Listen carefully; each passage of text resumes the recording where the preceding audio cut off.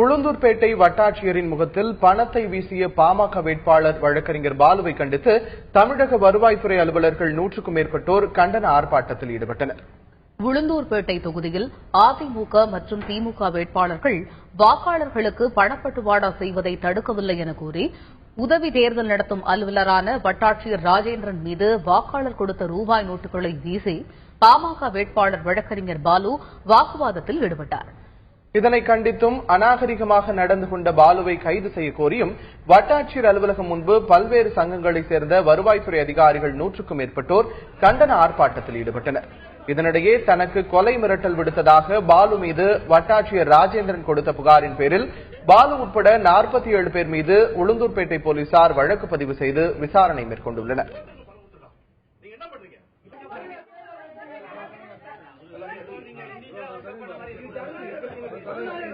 சந்தோஷப்படுங்க.